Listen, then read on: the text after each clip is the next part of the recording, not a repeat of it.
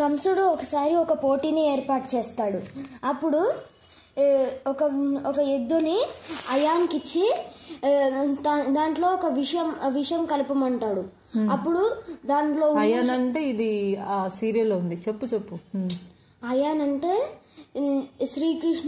శ్రీకృష్ణుడి ప్రియమైన రాధ ఫ్రెండ్. అయితే అప్పుడు దాంట్లో ఆ విషయం కలిపితే దాంట్లో ఉన్న బలం కంటే 1000 రెట్లు ఎక్కువ బలం వస్తుంది.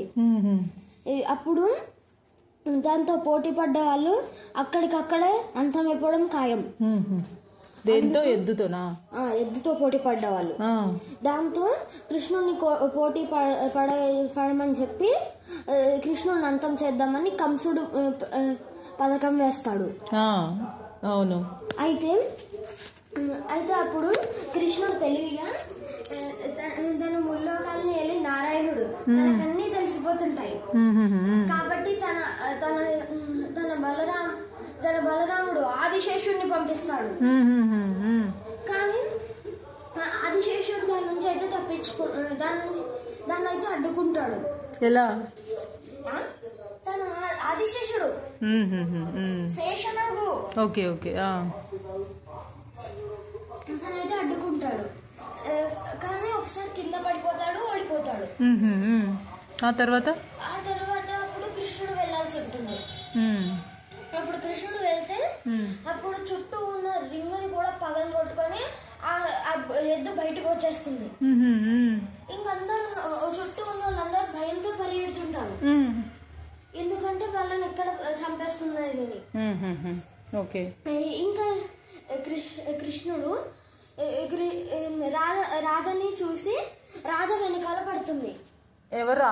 ఎద్దు. రాధకి ఏముందర ఎక్కడ వెళ్ళడానికి మార్గం లేనప్పుడు పక్కన నుంచి కృష్ణుడు వస్తాడు, కాపాడుతాడు. కృష్ణుడు వచ్చి దాన్ని గట్టిగా కొమ్ములు పట్టుకొని ఎద్దుని ఆపుతాడు. ఎద్దుతో వీరోచితంగా ఫైట్ చేస్తాడా? తర్వాత నేను ఎలా చేస్తే అలా చేయని రాధకు చెప్తాడు. కానీ రాధ వినదు, ఎందుకంటే రాధకు అప్పుడు కృష్ణుడు అంటే నచ్చడు. అయితే నీ ప్రాణాలు వదిలేసుకో, నేను వెళ్ళిపోతాను అంటాడు. అప్పుడు నేను ఎలా చేస్తే అలా చేస్తుంది. అప్పుడు సగం కృష్ణుడు సగం రాధ ఒకటేసారి కనిపించేసరికి ఆ ఎద్దు స్తంభించిపోతుంది.